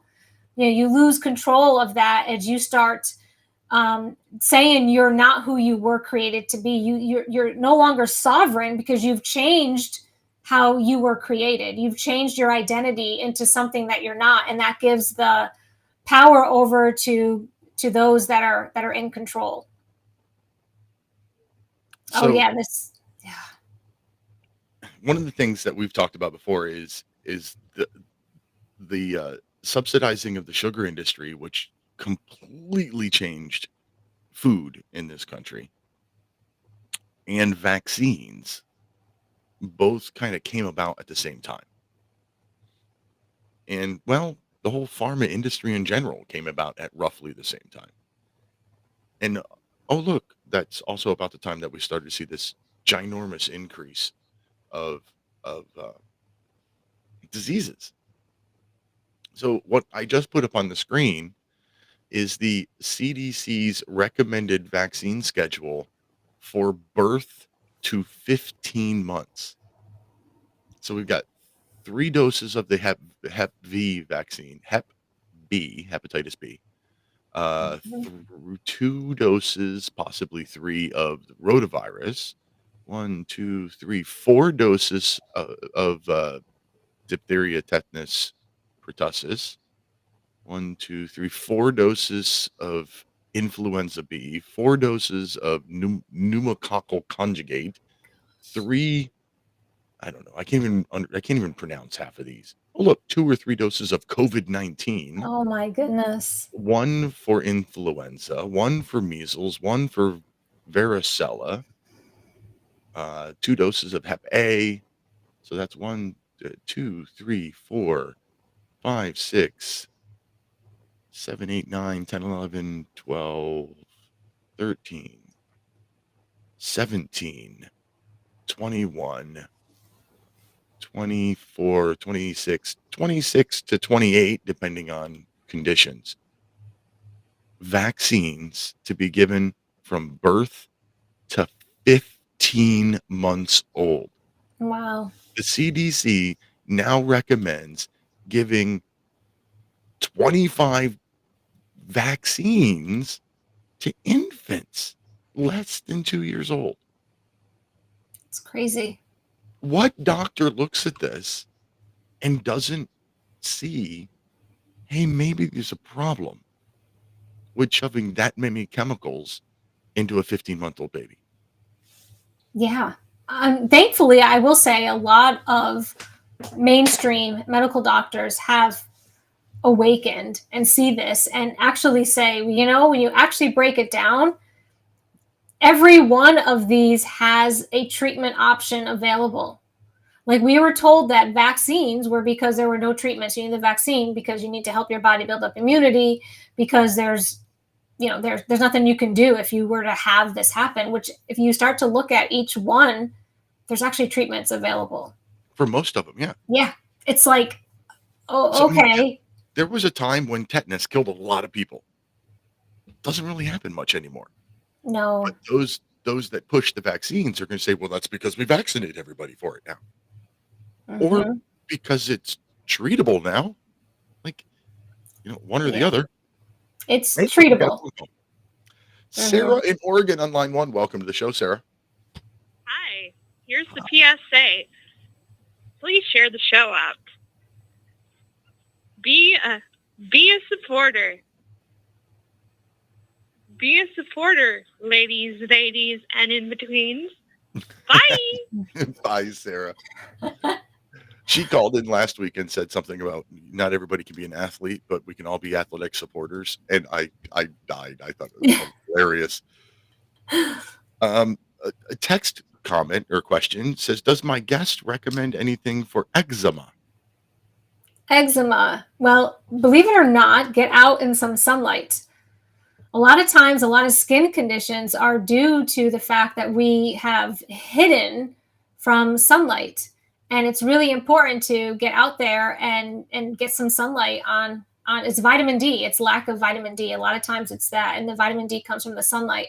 But don't get out there and burn yourself. Don't sit there and be, if you know your skin type better than anybody else. So if you need 10 minutes or if you need 30 minutes, but definitely get some sun exposure. That's really going to help. That seems kind of counterproductive as well. Because eczema being, dry, flaky, and then, let's get it in the sun and dry it out more. But it is, the best disinfectant, sunlight. Yep. Yeah. Okay, so we're coming up on another commercial break. Anything else you want to add before we get there? How do we find you?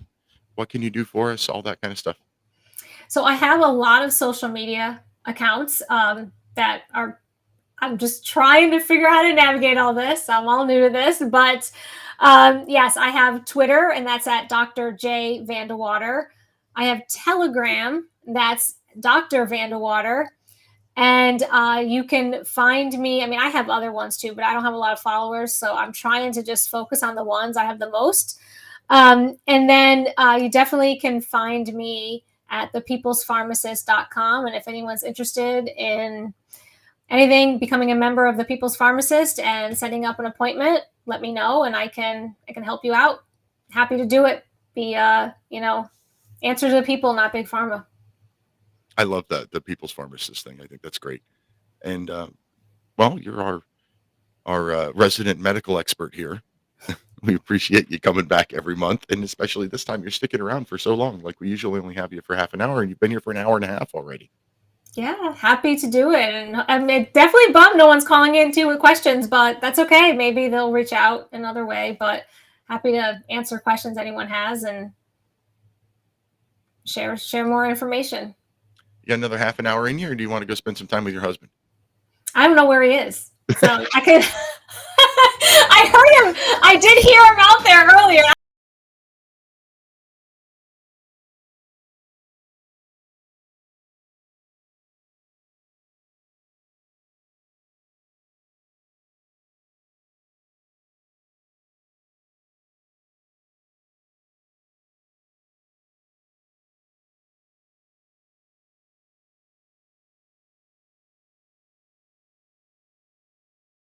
Thanks, Mike.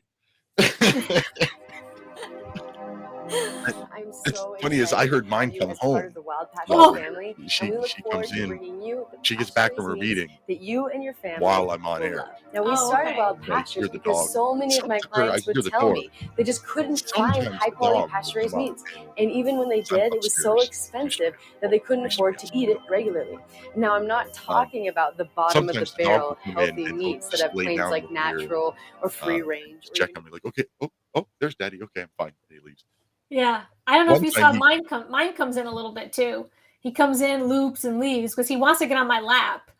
But yeah, I'm trying to keep him off while I do shows. Yeah, so yeah, I try to keep my hand, keep him down, and he's probably hanging out with my husband. Maybe my husband's in the chicken coop too. I don't know. I heard him in the kitchen doing stuff, and then I don't hear any noise anymore, so I don't know where he is. Yeah. Let's see. Hey, Dexter, come up here and see Daddy.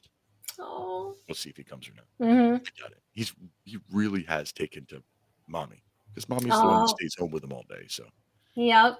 The animals pick their humans. They do, but believe it or not, it'll change as they go. Because when we first got ours, he was very, very attached to my husband, and it was like I was like, okay, and we had just lost our other dog, so I was like, well. I'm like, I guess he was mine and this one's yours. And then he's eventually become very, very much attached to me as well. I mean, he does go through some days where he's more him and some days he's more me, but he's not all one or the other anymore. So that'll change in time. Well, he's not entirely one or the other, but it's funny. Like if we're not both together, he starts to, I'll take him outside. Mm-hmm. And then we'll be outside playing or whatever. And eventually he'll just look around and be like, where's Mommy? And then he wants to come in. And then he comes in and he goes straight to her. Yep. But she brings him down to meet me after work. I walk to work. I live close enough that I can walk. And she'll bring him down after work. I'll tell her when I'm done and she'll come down. And once the roads are clear and everything, she'll be like, look, there he is. And she'll let him off the leash and he'll just run to me and hop and be all happy and stuff. I joke with him, like, that's why you have a dog, right? Because you don't get that excited when I come home anymore. I know. Well, I know. I say the same thing. I'm like, you pet him and you're like right in his face. And I said, like, he says, what? Like, not even getting it. Yeah. Sometimes I'll get the pet, he'll pet him at night and I'll get a pet good night, and I'm like, okay, you don't have to pet me like a dog, like I'm like, you can't. Okay, coming back. All right, thanks, Mike.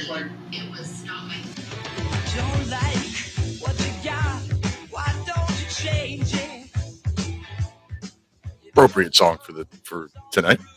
Hey, welcome back. It's the final segment of tonight's National Intel Report live on Republic Broadcasting Republic Broadcasting Network, Liberty Lighthouse. Final segment. Words are hard. Oh, Dr. Jen, where should we go from here? We've talked a lot about mental health for the last hour and a half. I don't think I've ever had an hour and a half long discussion about mental health. I know it was a lot. There's a lot there, but there's a lot of layers. A lot of layers there. Mm-hmm. And I'm not saying that you can get out of being depressed by waking up at the same time every day and making your bed, but baby steps. It is. Yeah. It's definitely baby steps, and it's really important to have that self-awareness when you're struggling with something, just to be aware and pep talk yourself, like, okay, like you were saying, like, I'm going to set these tasks for my day. And even if it's just getting dressed in nice clothes, doing your hair, making your bed, and going grocery shopping, it's okay. You don't have to, have the bar so high that you're not going to reach it. It's going to make you more depressed, but do what you can manage, and do what you can do. And it's okay.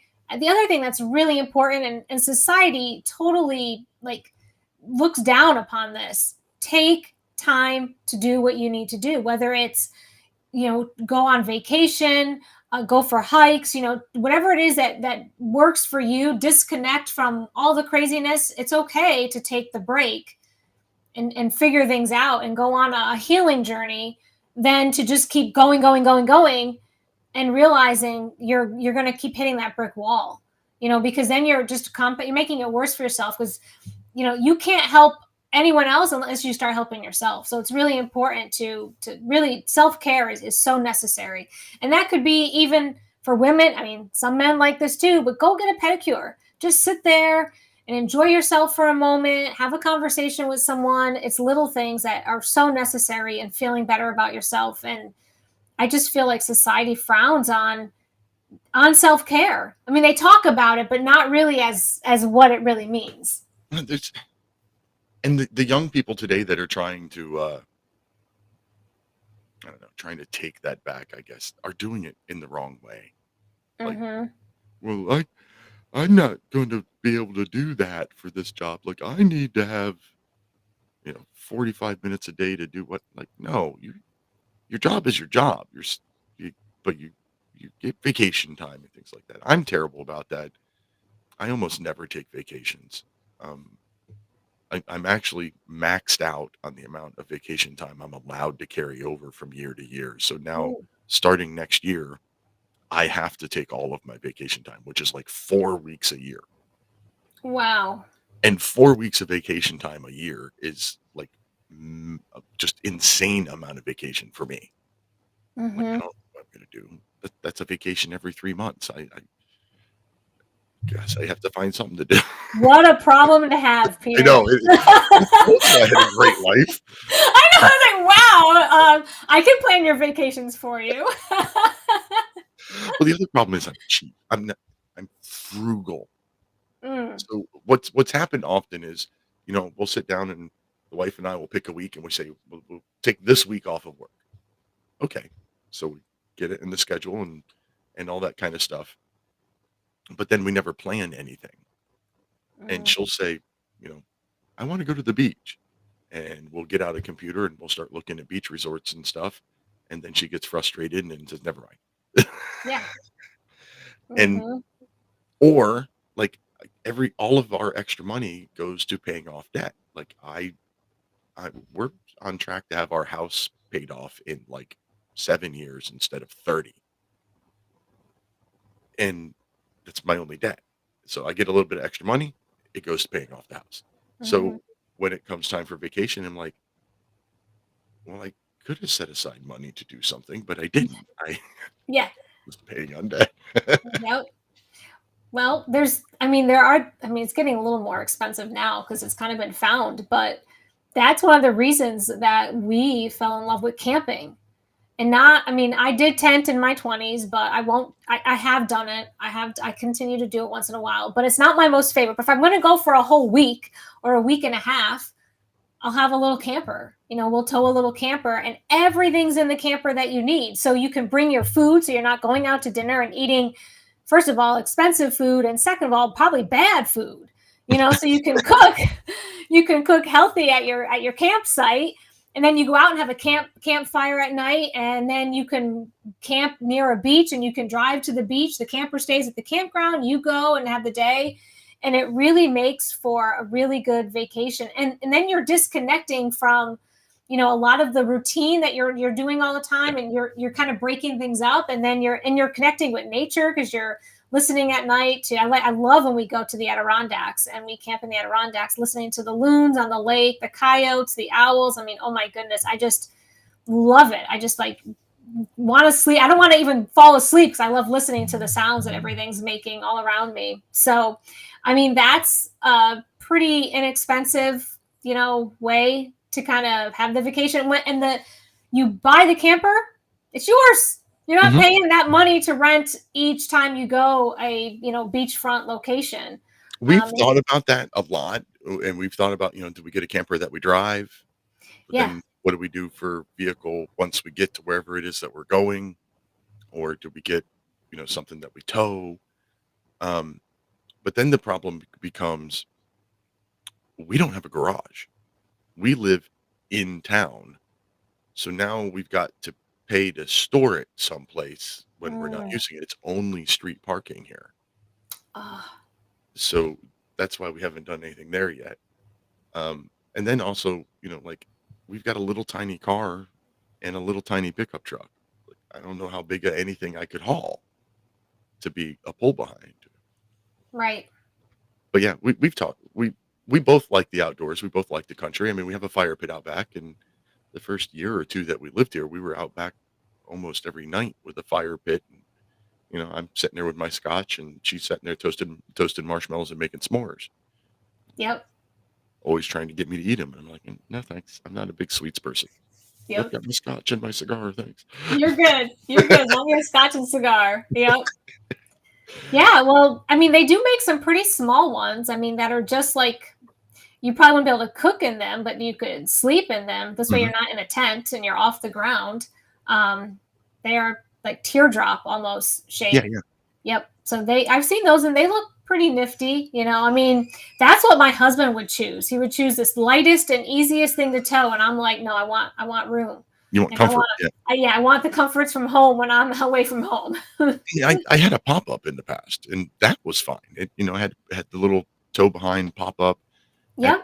Had a kitchen inside. I don't that one didn't have a bathroom, so we always had to camp someplace that had a shower. Yeah. But even that, I mean, there's a KOA campground just about everywhere, and they all have showers. Yeah, most campgrounds do today. If you're going off grid, it's a little less, or some state campgrounds, maybe not. But even the state ones here in New York have really nice facilities. They've actually improved quite a lot of them. So, you could. I would think you guys should look into that again. That's my advice. Doctor's orders. Doctor's orders. Oh, yeah. But you're right. Because then when I have this problem of too much vacation time, we don't even have to have a destination. Just go. Just go. Yeah. That would be you could always plan out, like on your route, you can plan out like, okay, we're going to head north, and you can stop at different locations because you have your sleeping arrangements right behind you. Right. And you can just go to some place, stay there for a couple days, and then move on to not kind of get bored in one area. You can check out a whole bunch. Then you'll come back and think, wow, we just did a lot in, a week and a half, because you have the mobility of the camper. So. And if I head north from Pennsylvania, I'll be coming close to you. You become close to me. Let me know. Let me know. Yeah. Yeah, I do need to head up that way again. Last time I talked to my grandmother, she was like, "What? I thought you were going to bring Ashley up." Aw, yeah. I'm terrible at that. I am not a good family member. Well, you let me know when you do. I will. All right. So now, what's next? We got 20 minutes. What else do we talk about? Drugs. What else do we have? Anything else we missed on the mental health? I know there's a lot of questions we had. Did we miss anything? I don't know. Callers, listeners, 512-248-8252. 20 minutes left. What kind of questions do you have for Dr. Jen VanDeWater, the people's pharmacist? Call and text questions to 64 my right, 646-974-4487.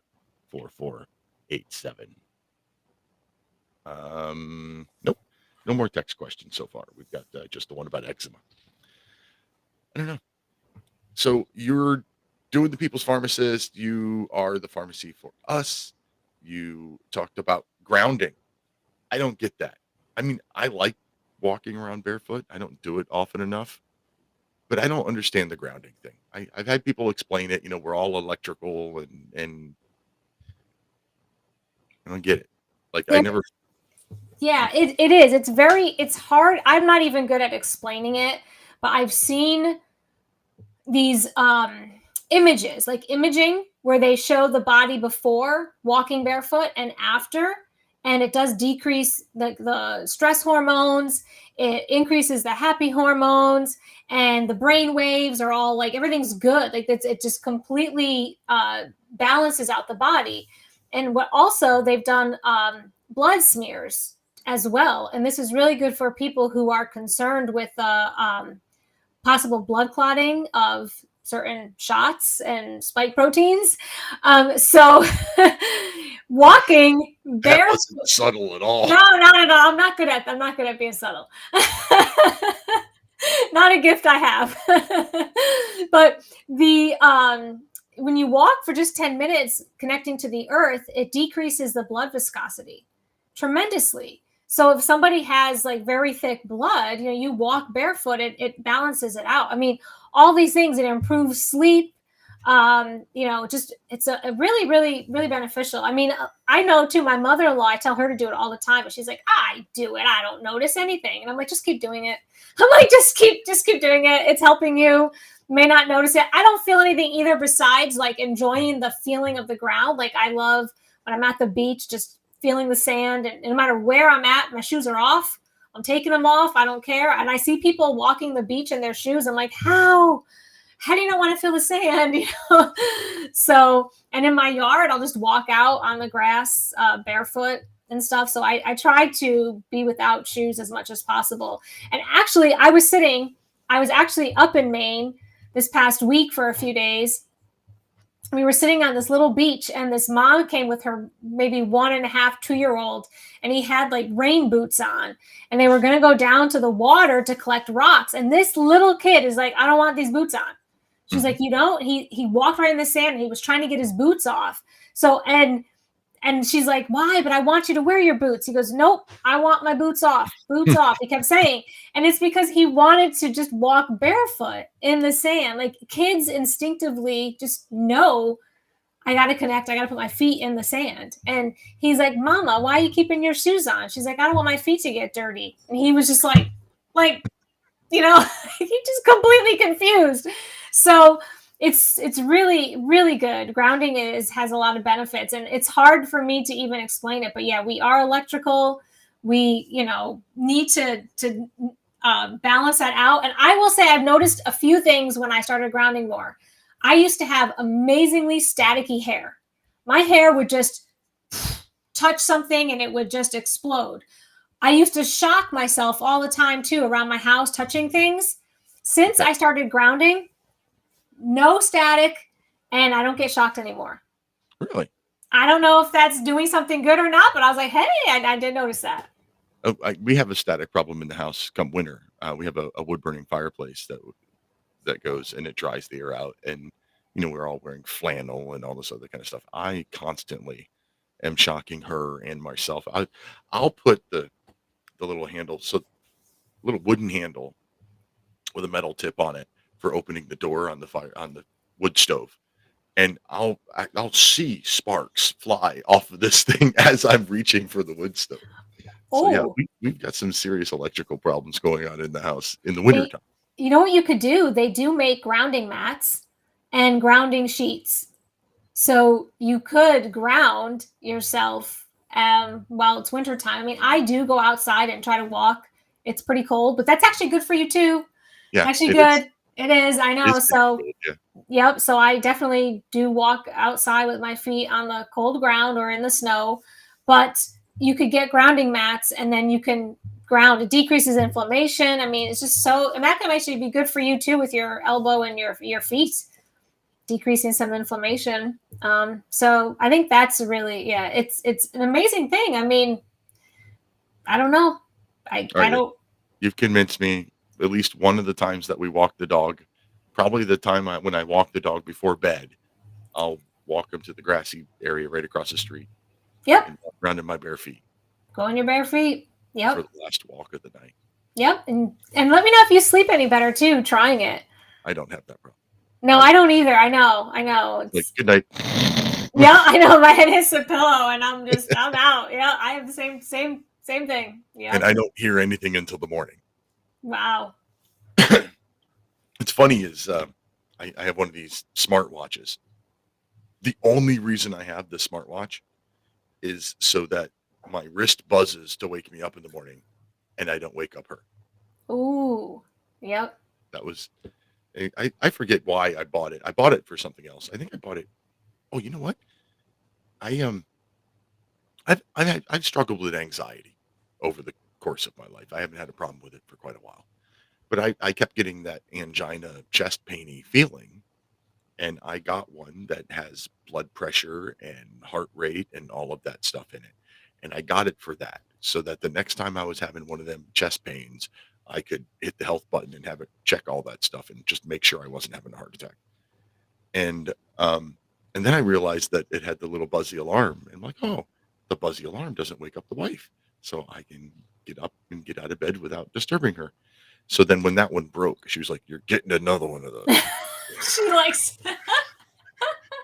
So now I don't have it synced to my, like, I don't get my text messages on it, and I don't answer phone calls from it or anything like that. Right. It's just for the buzzing alarm. That's so funny. Yeah. Well, hey, if it works, you know. Happy wife, happy life, right? Yes. Yes. Where is my husband when he needs to hear that from another man? I don't think he needs to hear it. I think every man instinctively knows that, whether or not. Yeah. Well, 26 years, so it's not too bad. Yeah, it must not have been too bad. No. You put up with him that long. Yep. All right. Last time I'm going to say this for the night.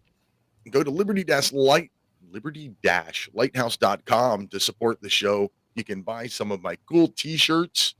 You can buy my books. You can read my blog. I put up a new article every week. And Friday morning at 6 a.m., there's a new op-ed article up every week. And just support. Show me, enter to win a book. Show me you care. Hit the contact me button and just send me a quick note. Do whatever you feel like doing while you're there. There's some fun stuff to do. That's liberty-lighthouse.com to support the show. Thanks. That's it. All right. 10 more minutes, young lady. 10-ish. I don't know. I'm out. Like, all of my medical expertise is tapped. I'm out. It's all up to you now. Okay. Well, I'll add a few things that people can do as well, not just for mental health, but just some free things, because people like free. So we all like free. And so we went over the things to help mental health, but some other things people can do just for overall health. One of the things that happens to us when we eat that bad food and the bad oils, and we are stressed out, our bodies become very acidic. And when our bodies are acidic, that increases inflammation, increases our risk of health issues, increases our risk of cancer. So a lot of times we are not aware of this until it's too late. So what can we do to keep our bodies more alkaline is drink lemon water, something as simple as just putting fresh lemons in your water. And everyone's like, oh, well, lemons are acidic. Well, when they go through the digestive process, they release chemicals that alkalize the body, and it's natural and it's delicious. And people have asked, how much lemons do you put? Whatever you like. If you like it tart, load it right up. If you like it not so tart, just put enough in to add some lemons to your water. And just squeeze them in and leave them in your water. And it's just a good way to help alkalize the body. You could also put a pinch of baking powder into your water too. You could put a little pinch of it in there to alkalize the body, but I'd rather use the lemons. It tastes nice, tasty, cold drink. So I'll put them in all day long. Use it specifically fresh. I keep a little bottle of the real lemon and real lime juice in my fridge, and I do that whenever I drink water. But I do it for flavor, not for health reasons. Does that? I don't know if it's fresh, maybe, but I do know there's benefits to the actual lemon itself. The lemon, the outer part of the lemon, sitting in the water and soaking. Yeah, all of that actually has some really good benefits for your health. So I don't know. We usually get lemons and I'll mix sometimes lemon and lime. I'll do both because I like the both of them. So yeah, if we have limes, I'll put lime in it too. But yeah, I really think you should try to use the fresh fruit. I think it's the benefit of just the whole thing sitting in the water. Like I said, it's always, for me, it's always just been about flavor. It's never being healthy. But it is very healthy. Didn't realize how acidic we could actually become. And doesn't mean because you're thin that you're not acidic. So it's really important to do that. And then avoiding those foods that, the sugar, like we talked about, the sugar, the processed foods, those foods increase acidity in the body, which then leads to inflammation, which leads to other problems down the road. So that's really important too. Some things that are not free, but I do recommend people find is bee pollen. Bee pollen is not a supplement. Bee pollen is a food. It's actually something you need to eat. Bee pollen fills in the gaps where the body's lacking. So it's natural. You can find a local bee guy around and go talk to them. They probably have bee pollen. But you want to make sure the things that are really important with bee pollen is to make sure that they don't use pesticides on there, because then you're getting that chemical in the bee pollen. Right. So you want to make sure it's free of pesticides. And you could put it in food. You could just eat it whole, however you want to do it. And I use bee pollen every day, and I know it fills in the gaps where my body's lacking, and it's nice. It's just it's another food source, and it's a good, very, very good food source. It's not free, but you'll support local and help yourself in the meantime. But those are some extra tips. One of my coworkers is a beekeeper. Maybe I'll have to ask him if maybe he wants to come up with the Liberty Lighthouse brand of bee pollen. Ooh. All right. So twice tonight you've mentioned bad oils. What are good oils and what are bad oils? So the seed oils like sunflower, safflower, canola, vegetable, all the ones you see in the store pretty much that are the cheaper oils, they're like refined from gunk and terrible. If you actually research it, it's disgusting. And I can't believe we've used those as long as we have, thinking they were good. They add it, they make it look like it's oil, but it's so bad. So all those oils are toxic. And what really butter, just grass-fed butter, I haven't used yet, but I have a friend using Ghee, and they say they like it. That's clarified butter.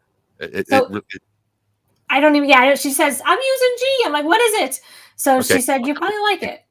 I was a cook for a lot of years. So one of the problems with cooking with butter is it burns easily. Mm-hmm. Ghee, which is a relatively new term.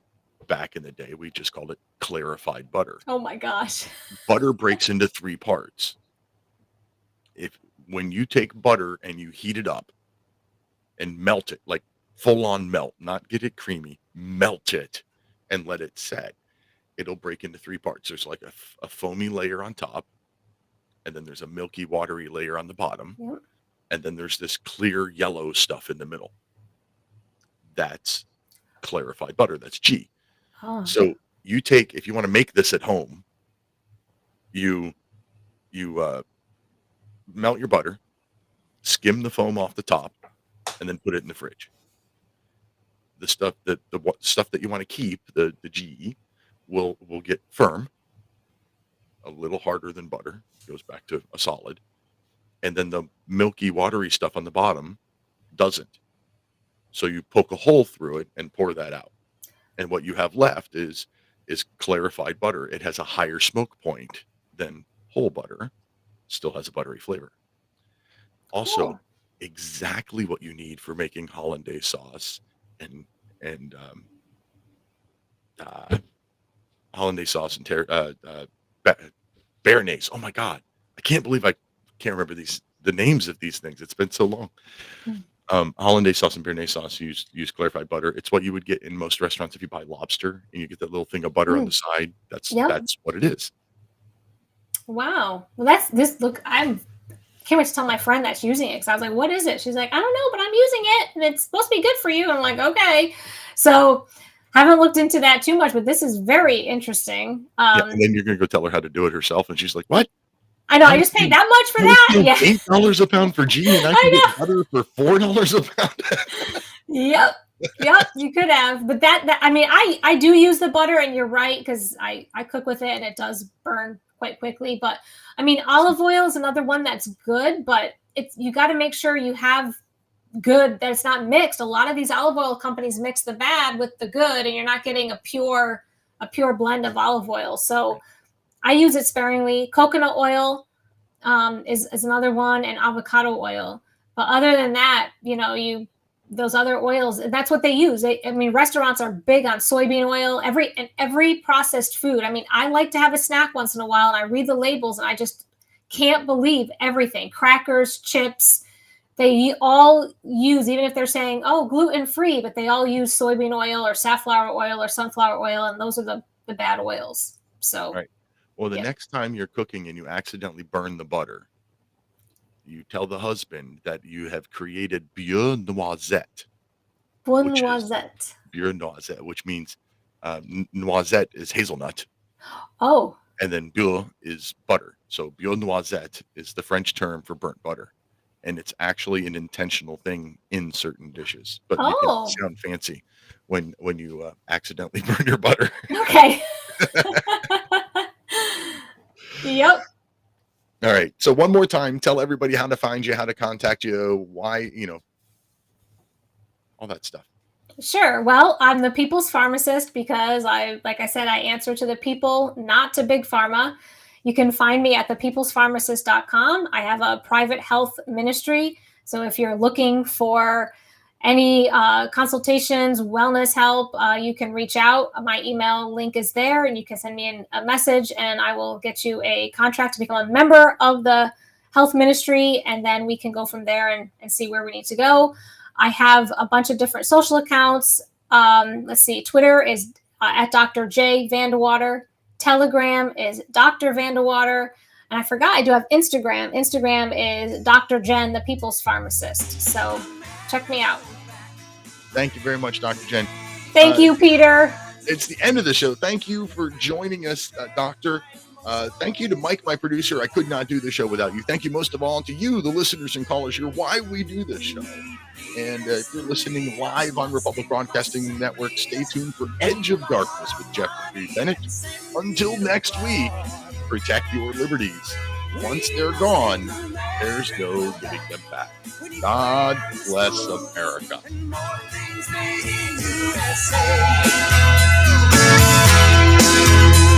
It's the least we can do for the red, white, and blue. We must take America back. We must take